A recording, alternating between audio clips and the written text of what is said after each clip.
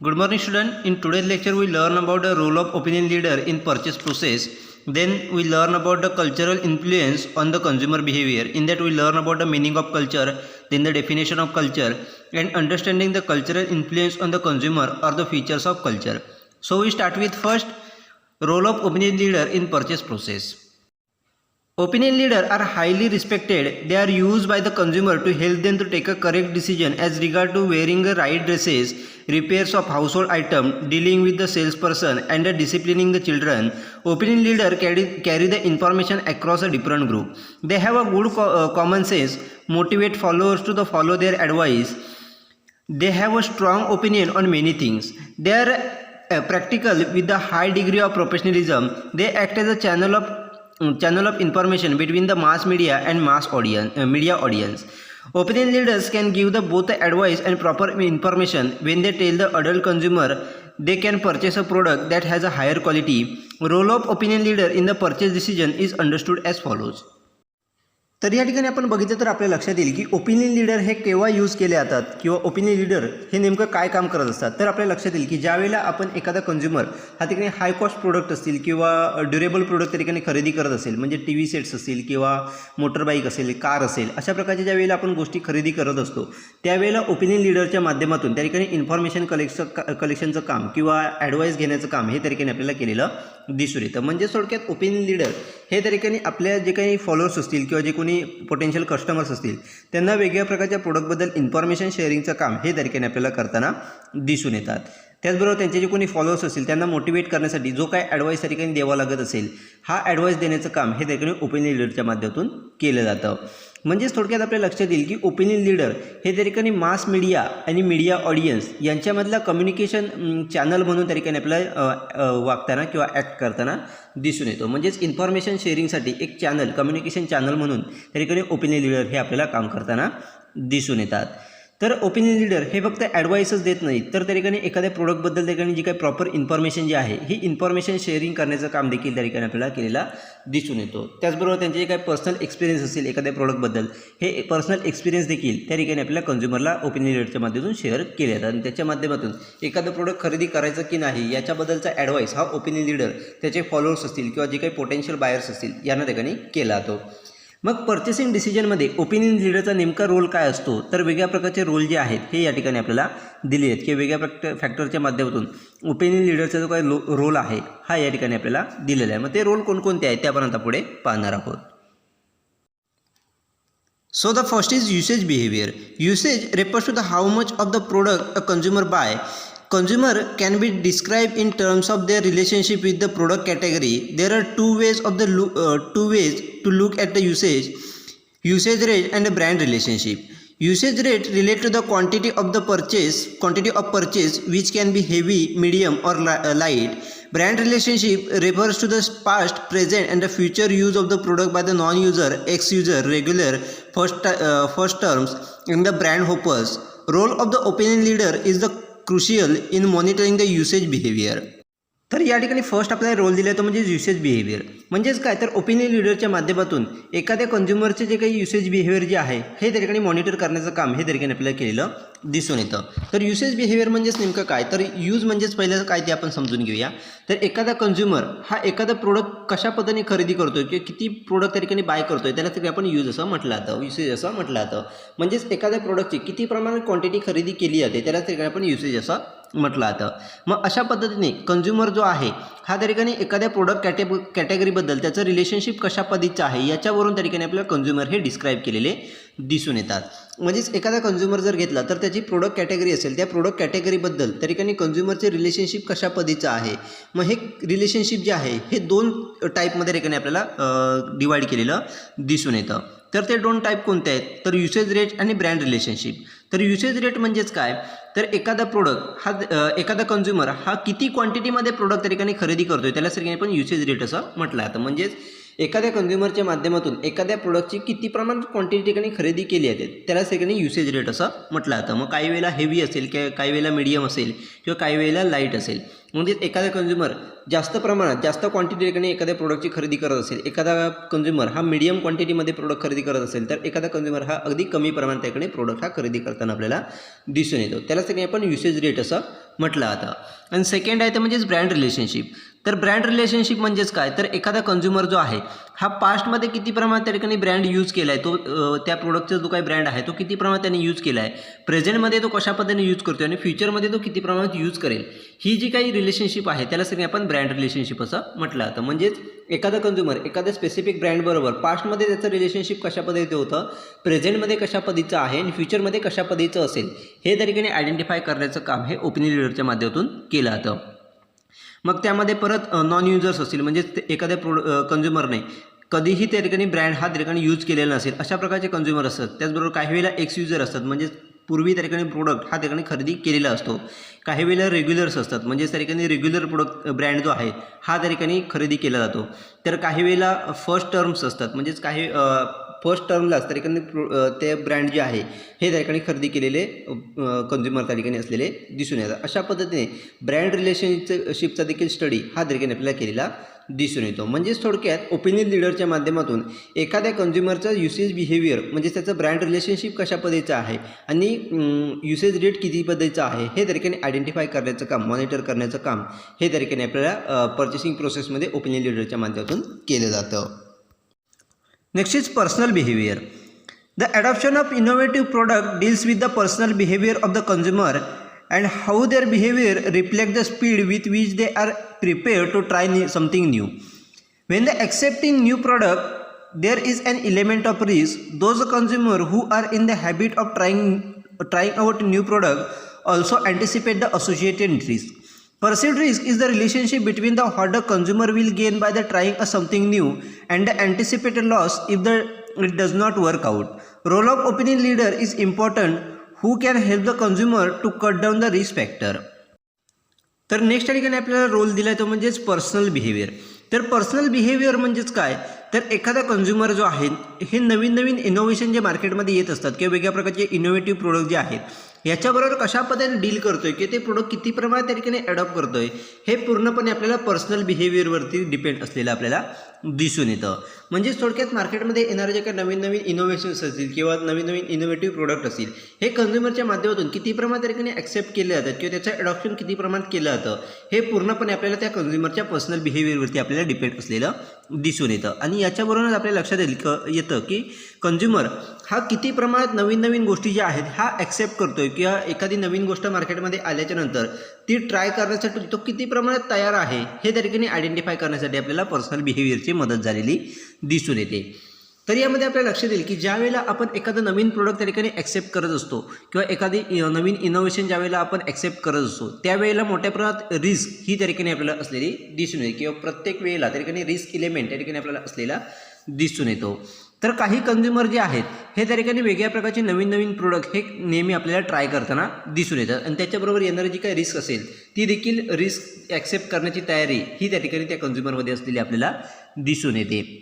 म्हणजे ज्यावेळेला एखादा कन्झ्युमर हा त्या ठिकाणी नवीन प्रोडक्ट त्या ठिकाणी ॲक्सेप्ट करत असतो किंवा नवीन इनोव्हेशन ॲक्सेप्ट करत असतो त्यावेळेला त्याच्या माध्यमातून येणारी रिस्क देखील त्या कन्झ्युमरच्या माध्यमातून ॲक्सेप्ट केलेली दिसून येते. तर या ठिकाणी आपल्याला परसिव्ड रिस्क ही कॉन्सेप्ट दिली आहे. तर परसिव्ड रिस्क म्हणजेच काय, तर ज्यावेळेला आपण एखादी प्रोडक्ट त्या ठिकाणी ॲक्सेप्ट करत असतो किंवा एखादं इनोव्हेशन त्या ठिकाणी ॲक्सेप्ट करत असतो त्यावेळेला त्याच्या माध्यमातून आपल्याला कोणत्या गोष्टी मिळणार आहेत आणि ती जर गोष्ट वर्कआउट झाली नाही की त्या प्रोडक्ट जर वर्कआउट झालं नाही तर त्याच्या माध्यमातून आपल्याला किती प्रमाणात लॉस होणार आहे त्याला सगळं आपण परसिव्ड रिस्क असं म्हटलं जातं. म्हणजे थोडक्यात एखादं इनोव्हेशन ॲक्सेप्ट केल्याच्या नंतर त्याच्या माध्यमातून आपल्याला किती प्रमाणात गेन होणार आहे आणि जर ते प्रोडक्ट त्या ठिकाणी वर्कआउट झालं नाही किंवा ती इनोव्हेशन जे आहे ते योग्य पद्धतीने काम केलं नाही तर त्याच्या माध्यमातून आपल्याला किती प्रमाणात लॉस होणार आहे त्याला आपण परसिव्ड रिस्क असं म्हटलं जातं. तर यामध्ये ओपिनियन लीडरचा नेमका रोल काय असतो, तर ज्यावेळेला कन्झ्युमरच्या माध्यमातून त्या ठिकाणी एखादं नवीन इनोव्हेशन किंवा इनोव्हेटिव्ह प्रोडक्ट ॲक्सेप्ट केलं जातं तर त्याच्या माध्यमातून येणारे जे काही रिस्क फॅक्टर असतील किंवा येणारे जे काही रिस्क असतील त्या कमी कशा पद्धतीने करता येईल, मग त्याच्यासाठी कोणकोणत्या व्यक्तींची आपण मदत घेऊ शकतो किंवा तो कन्झ्युमर जो आहे तो कोणत्या व्यक्तीच्या माध्यमातून त्या ठिकाणी येणारे जे काही रिस्क असतील किंवा रिस्क फॅक्टर जे आहे ते कशा पद्धतीने कमी करू शकतो हे आयडेंटिफाय करून देण्याचं काम हे त्या ठिकाणी ओपिनियन लीडरच्या माध्यमातून केलं जातं. म्हणजेच थोडक्यात आपण ज्या वेळेला एखादं प्रोडक्ट ॲक्सेप्ट करत असतो किंवा एखादं इनोव्हेशन ॲक्सेप्ट करत असतो त्याच्या माध्यमातून येणाऱ्या ज्या काही रिस्क आहेत त्या कमी करण्यासाठी आपण कोणत्या व्यक्तीची मदत घेऊ शकतो हे आयडेंटिफाय करून देण्याचं काम हे त्या ठिकाणी आपल्या पर्चेसिंग प्रोसेसमध्ये ओपिनियन लीडरच्या माध्यमातून पार पाडलं जातं. Next is celebrity endorsement. Opinion leader are useful in the marketing. While the marketing product and the services, celebrities are used as an opinion leader. Celebrity endorsement in the marketing are effective in the pushing a product or the services. Opinion leaders are known to exert direct influence on the success of the product and streamline consumer purchases. तर या ठिकाणी next आपल्याला role दिला तो म्हणजे celebrity endorsement. म्हणजे त्या ठिकाणी आपल्या लक्षात येईल की ज्यावेळेला आपण त्या ठिकाणी मार्केटिंग करत असतो त्यावेळेला ओपिनियन लीडर जे आहे हे सगळ्यात महत्त्वाचे ठिकाणी आपल्याला असलेले दिसून येत किंवा महत्त्वाचा रोल हा ओपिनियन लीडरच्या माध्यमातून पार पाडला जातो.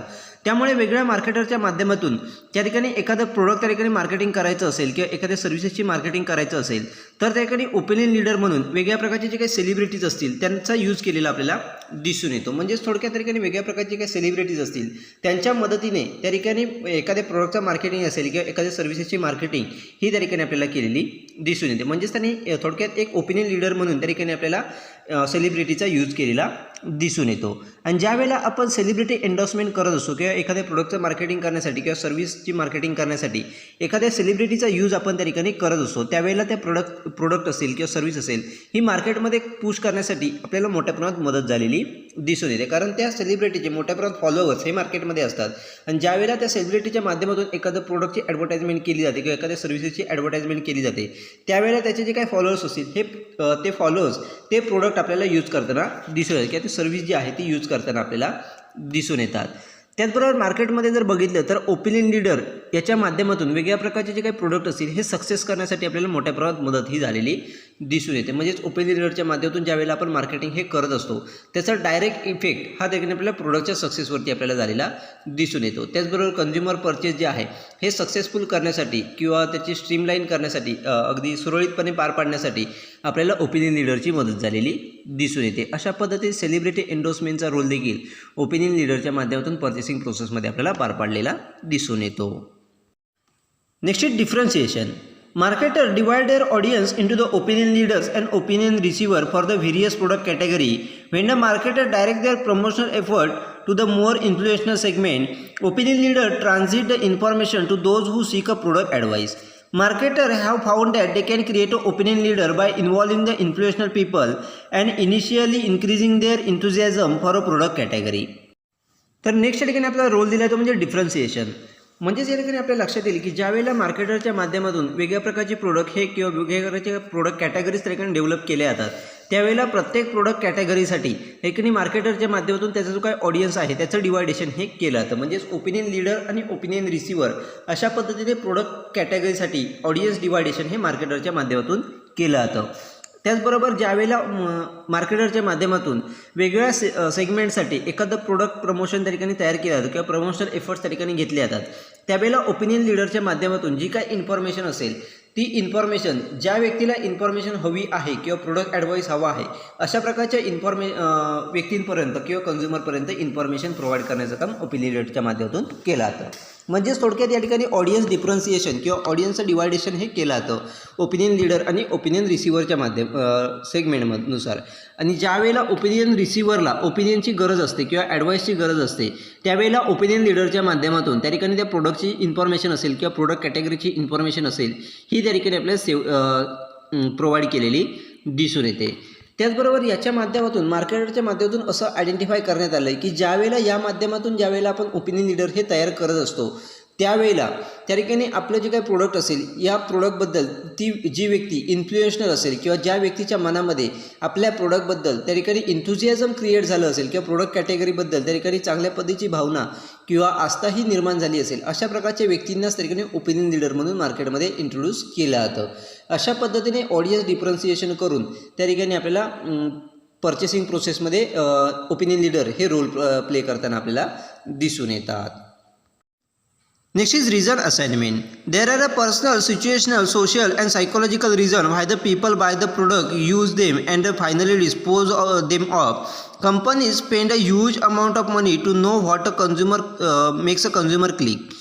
One thing is sure, company know the opinion leader do the influence by the buying a decision of the consumer. If the companies can win over the opinion leaders, they can recommend or endorse the product which the consumer are most likely to buy. Opinion leaders are in the position to assign a reason and convince the buyer to use the product. तर next ठिकाणी आपल्याला role दिला तो म्हणजेच reason assignment. म्हणजेच त्या ठिकाणी आपल्याला लक्षात येईल की आपण एखादं प्रोडक्ट हे स्पेसिफिक रिझनसाठी म्हणजेच वेगळ्या प्रकारचे पर्सनल रिझन्स असेल किंवा सिच्युएशनल कंडिशन असेल किंवा सोशल रिझन्स असेल किंवा सायकोलॉजिकल रिझन्स असेल, याच्यामुळे प्रत्येक व्यक्ती ही वेगळ्या प्रकारचे प्रोडक्ट बाय करत असते, त्याचा यूज करत असते आणि कालांतराने त्याचं डिस्पोज जे आहे हे त्या ठिकाणी केलं जातं. म्हणजेच थोडक्यात स्पेसिफिक कारणासाठी एखादं प्रोडक्ट हे खरेदी केलं जातं, स्पेसिफिक रिझनसाठी ठिकाणी प्रोडक्टचा यूज केला जातो आणि त्याच्या कालांतराने स्पेसिफिक रिझनमुळेच त्या ठिकाणी ते प्रोडक्ट जे आहे हे डिस्पोज केलं जातं. मग कंपनीज त्या ठिकाणी आयडेंटिफाय करत असतात की कोणत्या कारणामुळे कोणतं प्रोडक्ट हे कंझ्युमरच्या माध्यमातून खरेदी केलं जातं किंवा कोणत्या कारणामुळे कोणतं प्रोडक्ट हे डिस्पोज केलं जातं हे आयडेंटिफाय करण्यासाठी कंपनीच्या माध्यमातून मोठ्या प्रमाणात अमाऊंट ही त्या ठिकाणी आपल्याला स्पेंड केलेली दिसून येते. त्याच्या माध्यमातून आपल्याला लक्षात येईल की ज्यावेळेला ओपिनियन लीडरच्या माध्यमातून कंपनीज ह्या आपल्या पोटेन्शियल कंझ्युमर्सला एखादं प्रोडक्ट बाय करण्यासाठी त्याच्या डिसिजनवरती आपल्याला इफेक्ट करताना दिसून येतात. म्हणजेच ओपिनियन लीडरच्या माध्यमातून एखाद्या कंझ्युमरला एखादं प्रोडक्ट जे आहे हे बाय करण्यासाठी आपल्याला मदत केलेली किंवा त्याच्यावरती इफेक्ट केलेला आपल्याला दिसून येतो.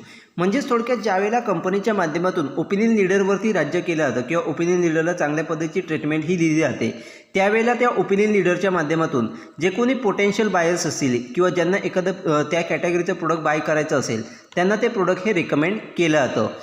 म्हणजेच थोडक्यात यामध्ये ओपिनियन लीडरची काय पोझिशन्स असते तर एखादा प्रोडक्ट बाय करण्यासाठी जे काही रिझन असेल म्हणजे जे काही कारण असेल हे आयडेंटिफाय करून देणं असेल, त्याचबरोबर त्या बायरला ते प्रोडक्ट बाय करण्यासाठी कन्व्हिन्स करण्याचं काम हे ओपिनियन लीडरच्या माध्यमातून केलं जातं. म्हणजेच थोडक्यात जे कोणी पोटेन्शियल बायर्स असेल त्या पोटेन्शियल बायरला एखाद्या स्पेसिफिक कॅटेगरीचं प्रोडक्ट बाय करण्यासाठी कोणकोणती रिझन्स आहेत किंवा कोणकोणती कारणं आहेत हे असाइन करण्याचं काम किंवा ती रिझन जे आहे ते आयडेंटिफाय करून देण्याचं काम हे ओपिनियन लीडरच्या माध्यमातून केलं जातं. अशा पद्धतीने पर्चेसिंग प्रोसेसमध्ये ओपिनियन लीडरच्या माध्यमातून वेगळ्या प्रकारचे रोल जे आहेत, मग युसेज बिहेवियर असेल, त्याचबरोबर पर्सनल बिहेवियर असेल, त्याचबरोबर सेलिब्रिटी एन्डोर्समेंट असेल किंवा डिफरन्सिएशन असेल, रिझन फॉर असाइनमेंट असेल, रिझन असाइनमेंट असेल, अशा प्रकारची वेगवेगळी कामं ही तरीकेने आपल्याला किंवा रोल जे आहेत हे ओपिनियन लीडरच्या माध्यमातून पर्चेसिंग प्रोसेसमध्ये पार पाडली जातात. Next is cultural influence on the consumer behaviour. म्हणजे त्या ठिकाणी आपल्याला कल्चरचा कंझ्युमर बिहेवियरवरती कशा पद्धतीने इफेक्ट होत असतो हे या ठिकाणी आपल्याला दिलेलं आहे. तर त्या अगोदर आपण कल्चर म्हणजेच नेमकं काय ते आपण समजून घेऊया. So the first is meaning of culture. Culture is a complex system of the laws, values, beliefs and the moral where each of the laws, values, beliefs and the morals are associated with the large range of the acceptable behavior. Culture is the characteristics and the knowledge of the particular group of the people defined by the everything from the language, religion, cuisines, social habits, music and arts. Culture is a external influence that affect the consumer. Culture represents the influence that are imposed on the consumer by the other individual. Culture is a system of independent component. Essentially, culture is associated with a certain nationality or religious identity of an individual. तर या ठिकाणी first आपल्याला कल्चरचा meaning दिला आहे. तर culture म्हणजेच काय तर अशा प्रकारची सिस्टम ज्याच्यामध्ये वेगळ्या प्रकारचे लॉज असतील, व्हॅल्यूज असतील, बिलीफ्स असतील किंवा मॉरल्स असतील हे त्या ठिकाणी आपल्याला डेव्हलप झालेले दिसून येतात. म्हणजेच पर्टिक्युलर ग्रुप ऑफ पीपलसाठी वेगळ्या प्रकारचे व्हॅल्यूज असतील, लॉज असतील, बिलीफ्स असतील, मॉरल्स असतील हे त्या ठिकाणी आपल्याला डेव्हलप झालेले दिसून येतात. त्याला सगळ्यांनी आपण कल्चर असं म्हटलं जातं. आणि हे कल्चर जे आहे हे प्रत्येक व्यक्तीच्या माध्यमातून ॲक्सेप्ट केलेलं आपल्याला दिसून येतं. म्हणजेच आपण ज्या एरियामध्ये राहतो किंवा आपण ज्या लोकांबरोबर राहतो त्यांचं जे कल्चर आहे तेच कल्चरल बिहेवियर जे आहे हे इतर लोकांच्या माध्यमातून आपल्याला ॲक्सेप्ट केलेलं दिसून येतं. आणि ज्या वेळेला कल्चर हे डेव्हलप केलं जातं त्याच्या कॅरेक्टरिस्टिक्सच्या माध्यमातून, त्याचबरोबर नॉलेजच्या माध्यमातून, त्या पर्टिक्युलर ग्रुपच्या माध्यमातून सर्व गोष्टी ज्या आहेत त्या अगदी डिफाईन केलेल्या आपल्याला दिसून येतात. म्हणजेच त्या ग्रुप ऑफ पीपलची लँग्वेज कोणती असेल, त्यांचं रिलिजन कोणतं असेल, त्यांचं स्वयंपाकातील पदार्थ कोणत्या पद्धतीचे असतील, त्याचबरोबर त्यांच्या सोशल हॅबिट कशा पद्धतीच्या असतील, त्यांची म्युझिक्स म्हणजेच कोणकोणती म्युझिक्स त्यांची ऐकू शकतात किंवा त्यांचं आर्ट्स, त्यांच्या कला कोणकोणत्या आहेत, या सर्व गोष्टी ज्या आहेत या कल्चरच्या माध्यमातून आपल्याला डिफाईन केलेल्या दिसून येतात. म्हणजेच आपण जर बघितलं तर प्रत्येक कल्चरचे वेगळ्या प्रकारचे म्युझिक्स असतील, वेगळ्या प्रकारचे आर्ट्स असतील, प्रत्येक कल्चरचे वेगळे सोशल हॅबिट्स असतील, त्याचबरोबर स्वयंपाकातील पदार्थ असतील किंवा जेवणातील जे काही पदार्थ असतील ते देखील आपल्याला चेंज झालेले दिसून येतात. अशा प्रकारचे जे काही गोष्टी आहेत त्याला तरी आपण कल्चर असं म्हटलं जातं. म्हणजेच थोडक्यात काही पर्टिक्युलर ग्रुप ऑफ पीपलचा जे काही लॉज असतील, त्यांचे व्हॅल्यूज असतील, त्यांचे बिलीफ्स असतील आणि त्याचे मॉरल्स असतील त्यासाठी आपण कल्चर असं म्हटलं जातं. आणि हे जे कल्चर आहे ते कंझ्युमर बिहेवियरवरती आपल्याला एक्सटर्नली इन्फ्लुएन्स करताना आपल्याला दिसून येतात. कारण का तर कल्चरचा जो इफेक्ट आहे तो इतर इंडिव्हिज्युअल व्यक्तीच्या माध्यमातून त्या कंझ्युमरवरती आपल्याला झालेला दिसून येतो. म्हणजेच इतर जे काही ग्रुप मेंबर आहेत, कल्चरल ग्रुपमधील जे काही मेंबर आहेत त्या ग्रुपच्या मेंबरच्या माध्यमातून त्या इंडिव्हिज्युअल व्यक्तीवरती देखील आपल्याला इफेक्ट झालेला दिसून येतो. म्हणजेच जर आपण पाहिलं तर आपल्या लक्षात येईल की कल्चर म्हणजेच काय तर सर्टन नॅशनॅलिटीसाठी असेल किंवा सर्टन रिलिजियससाठी जी काही त्या ठिकाणी वेगळ्या प्रकारचे ग्रुप त्या ठिकाणी तयार केले जातात त्याला ठिकाणी आपण कल्चर असं म्हटलं जातं. अशा पद्धतीने कल्चरचं मिनिंग हे या ठिकाणी आपल्याला दिलेलं आहे.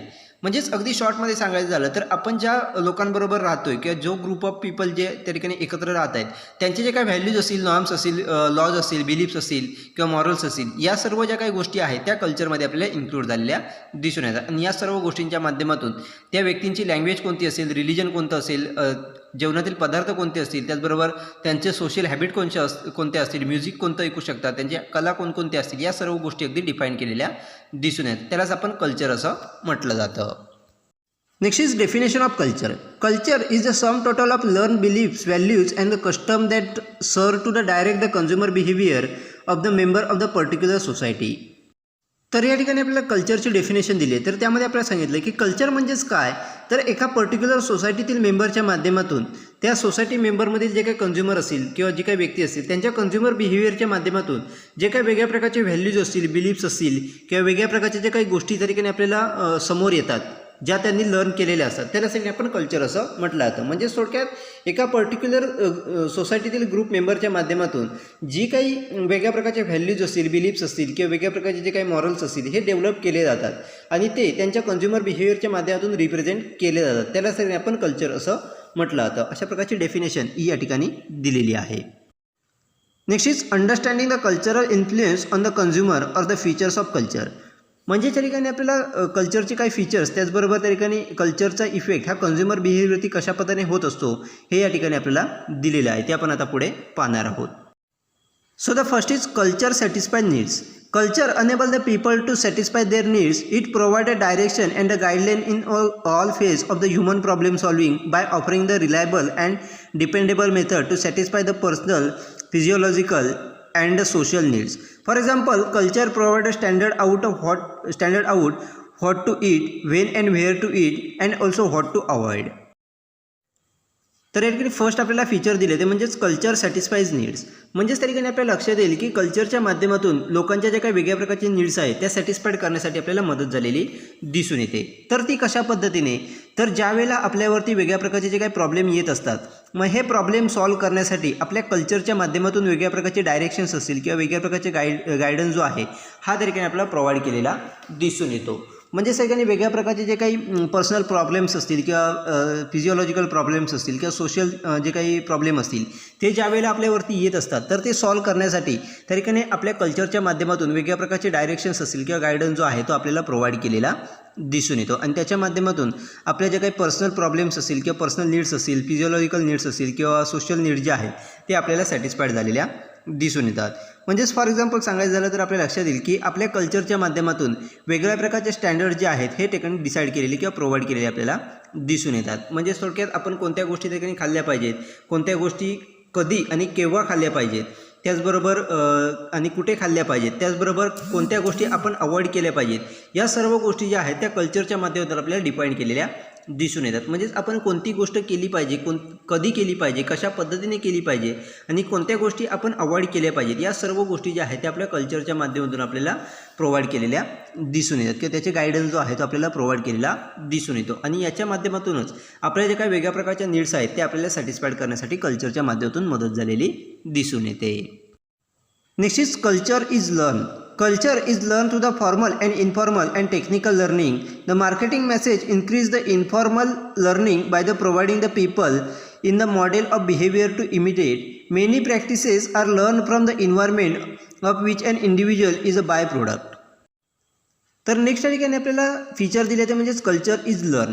म्हणजे सर आपण बघितलं तर लक्षात येईल की कल्चर जे आहे ते वेगळ्या प्रकारच्या फॉर्मल वेच्या माध्यमातून असेल, इन्फॉर्मल वेच्या माध्यमातून असेल किंवा टेक्निकल लर्निंगच्या माध्यमातून हे लर्न केलेलं आपल्याला दिसून येतं. म्हणजेच आपण कल्चरच्या माध्यमातून वेगळ्या गोष्टी या ठिकाणी लर्न करत असतो. म्हणजेच एखादा मार्केटिंग मेसेज आहे, हा मार्केटिंग मेसेज आपण कशा पद्धतीने ठिकाणी शिकतोय हे आपल्या कल्चरच्या माध्यमातून आपल्याला प्रोव्हाइड केलेलं दिसून येतं. म्हणजे आपला जो काही कल्चरल बॅकग्राऊंड असेल त्याच्यानुसार आपण एखादा मार्केटिंग मेसेज हा ठिकाणी लर्न करत असतो. त्याच्या माध्यमातून कोणकोणत्या गोष्टी आपल्याला प्रोव्हाइड केलेल्या आहेत हे आयडेंटिफाय करण्यासाठी आपला कल्चरल बॅकग्राऊंड हा महत्त्वाचा असलेला आपल्याला दिसून येतो. म्हणजेच थोडक्यात काही गोष्टी या आपण फॉर्मल आणि इन्फॉर्मल वेच्या माध्यमातून शिकत असतो, तर काही गोष्टी ह्या आपण वेगळ्या प्रकारच्या ज्या काही इन्व्हायरमेंटल प्रॅक्टिसेस आहेत या वेगळ्या प्रकारच्या इन्व्हायरमेंटल प्रॅक्टिसेसच्या माध्यमातून आपण त्या ठिकाणी शिकत असतो. अशा पद्धतीने कल्चरच्या माध्यमातून आपण वेगळ्या प्रकारच्या गोष्टी ज्या आहेत किंवा वेगळ्या प्रकारच्या ज्या काही नीड्स आहेत त्या आपण त्या ठिकाणी आयडेंटिफाय करत असतो किंवा वेगळ्या प्रकारच्या गोष्टी आपण लर्न करत असतो. Next is culture help in adoption. When the marketers sell their product, they have to adopt to meet cultural standard of a society. Otherwise, they cannot success in the business. For example, McDonald's sell the meat burger all over the world, but in India, its McDonald's Aloo Tikki burger is very popular. Marketer must study the specific culture of their target market to determine whether their product will be the acceptable. Also, how they will communicate the feature of their product to pursue the target market to buy. तर next ठिकाणी आपल्याला feature दिलं आहे ते म्हणजेच culture help in adoption. म्हणजे sir ठिकाणी आपल्याला लक्षात येईल की आपलं कल्चर जे आहे या कल्चरच्या माध्यमातून कोणत्या गोष्टी आपण ॲक्सेप्ट केल्या पाहिजेत किंवा कोणत्या गोष्टी आपण ॲडॉप्ट केल्या पाहिजेत, कोणत्या गोष्टी अवॉइड केल्या पाहिजेत हे देखील आपल्याला लर्न करताना किंवा हे देखील मदत करताना आपल्याला दिसून येतात.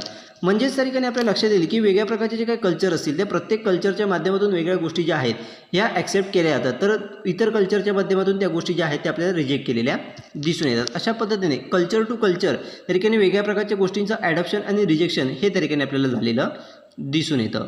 त्यामुळे ज्यावेळेला एखादा मार्केटर एखादं प्रोडक्ट त्या ठिकाणी मार्केटमध्ये लॉन्च करत असतो त्यावेळेला आपल्या टार्गेट मार्केटचं कल्चर काय आहे किंवा त्याचा कल्चरल स्टँडर्ड काय आहे हे त्या ठिकाणी आयडेंटिफाय करून ते कल्चर स्टँडर्ड आपल्याला फुलफिल करणं गरजेचं असतं, तरच आपण बिझनेसमध्ये सक्सेसफुल होऊ शकतो.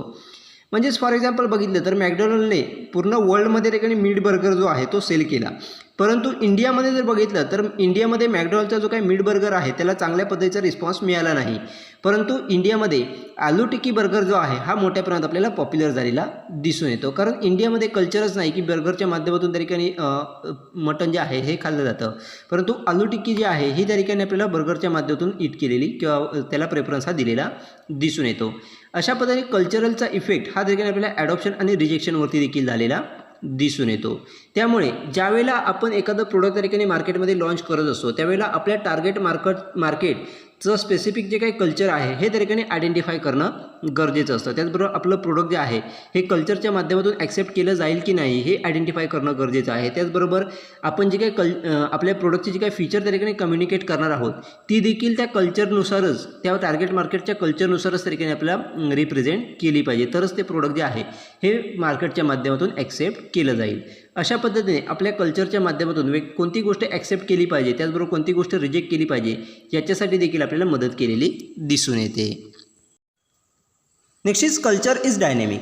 Culture must continuously evolve if it is the function in the best or the interest of society. Marketer must carefully monitor the socio-cultural environment in order to market a existing product more effectively. Mall culture that has come to stay in India is a classical example of the dynamic change in our culture. तर next ठिकाणी आपल्याला function दिलं तर म्हणजेच culture is dynamic. म्हणजे जर बघितलं तर आपल्याला लक्षात येईल की कल्चरमध्ये त्या ठिकाणी टाईमनुसार त्या ठिकाणी आपल्याला चेंजेस हे झालेले दिसून येतात. म्हणजे सोसायटीचे इंटरेस्ट असतील त्याचबरोबर सोसायटीचे जे काही व्हॅल्यूज असतील नॉर्म्स असतील याच्यानुसार कल्चरमध्ये देखील आपल्याला चेंज हा झालेला दिसून येतो. म्हणजे ज्याप्रमाणे सोसायटीमध्ये चेंज होत जातात किंवा सोसायटीमध्ये लोकांच्या इंटरेस्टमध्ये ज्याप्रमाणे चेंज होत जातो त्यानुसार त्या ठिकाणी कल्चरमध्ये देखील आपल्याला चेंज झालेला दिसून येतो. त्यामुळे प्रत्येक मार्केटरमध्ये सोशिओ कल्चरल इन्व्हायरमेंट जे आहे हे मॉनिटर करणं गरजेचं असतं, जेणेकरून कल्चरमध्ये होणारे जे काही चेंजेस असतील त्यानुसार त्या ठिकाणी आपलं प्रोडक्ट जे आहे, एक्झिस्टिंग प्रोडक्ट जे आहे त्याचं मार्केटिंग करण्यासाठी आपल्याला मदत झालेली दिसून येते.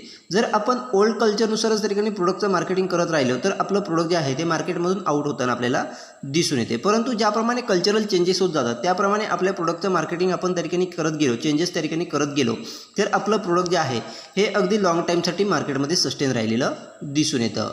म्हणजेच फॉर एक्झाम्पल बघितलं तर सध्या इंडियामध्ये बघितलं तर मॉल कल्चर हे मोठ्या प्रमाणात आपल्याला डेव्हलप होताना दिसून येतं. हे एक डायनॅमिक चेंज जो आहे हा त्या ठिकाणी आपल्या कल्चरमध्ये झालेला दिसून येतं. म्हणजेच पूर्वी जर बघितलं तर रिटेल शॉप हे मोठ्या प्रमाणात होते, परंतु सध्या जर बघितलं तर मॉल कल्चर हे मोठ्या प्रमाणात आपल्याला डेव्हलप झालेले दिसून येतात किंवा सुपर मार्केट असतील हे मोठ्या प्रमाणात आपल्याला डेव्हलप झालेले दिसून येतात. अशा पद्धतीने इंडियन कल्चरमध्ये मोठ्या प्रमाणात चेंज हा त्या ठिकाणी आपल्याला झालेला दिसून येतो. अशा पद्धतीने लोकांच्या इंटरेस्टनुसार त्या ठिकाणी कल्चरल चेंजेस जे आहेत हे आपल्याला होताना दिसून येतात. Next is culture is shared. Institutions like a family, educational institutions, religious bodies and the mass media have transmitted the element of the culture and made the sharing of the culture a reality. Important culture messages are received from the advertising. For example, be Indian, buy Indian. तर next ठिकाणी आपल्याला functions दिले किंवा feature दिले ते म्हणजेच culture is shared.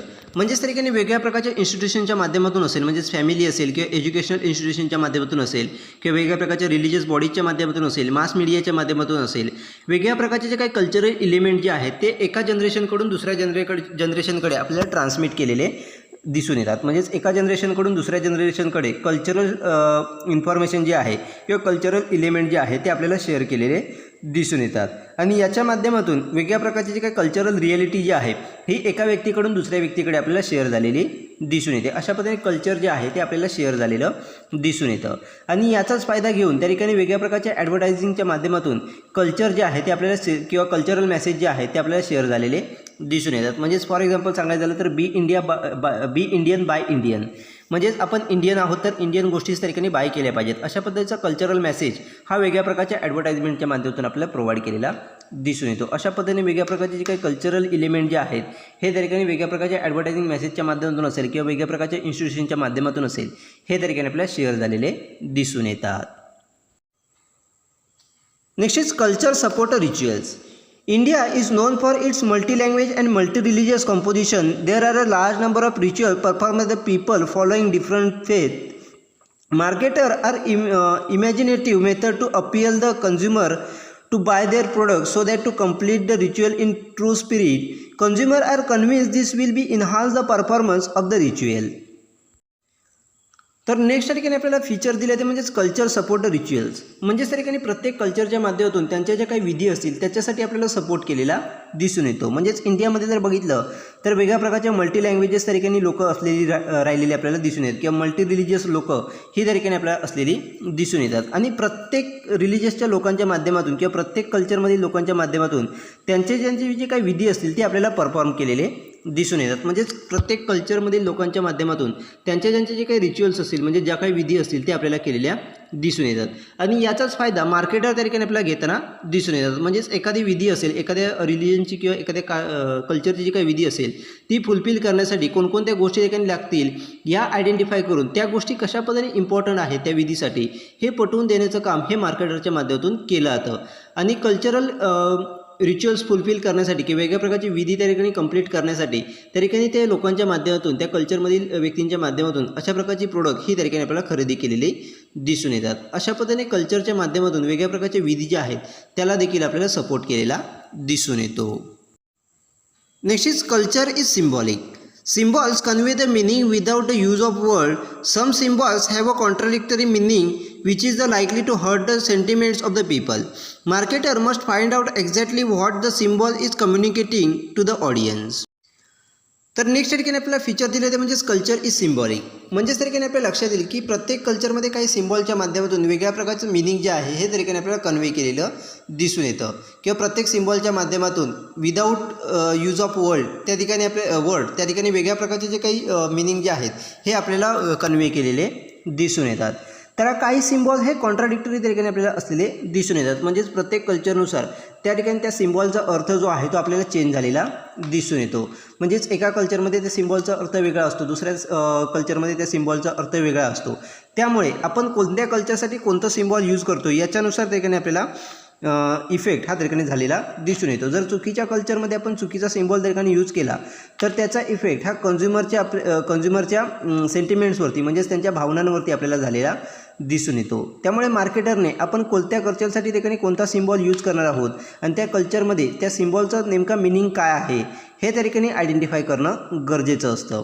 म्हणजेच थोडक्यात आपल्या लक्षात येईल की आपण एखाद्या स्पेसिफिक कल्चरसाठी जी काही सिम्बॉल्स त्या ठिकाणी यूज करत असतो त्या सिम्बॉलचा त्या कल्चरमध्ये नेमका मिनिंग काय आहे, कोणता मेसेज किंवा कोणतं मिनिंग जे आहे त्या सिम्बॉलच्या माध्यमातून प्रोव्हाइड केलं जातं हे आयडेंटिफाय करूनच त्यानुसारच प्रत्येक कल्चरसाठी आपण वेगळ्या प्रकारचे सिम्बॉल हे यूज केले पाहिजेत. अशा पद्धतीने कल्चर हे सिम्बॉलिक म्हणजेच त्या ठिकाणी प्रत्येक कल्चरमध्ये प्रत्येक सिम्बॉलचा वेगवेगळा अर्थ त्या ठिकाणी आपल्याला असलेला दिसून येतो.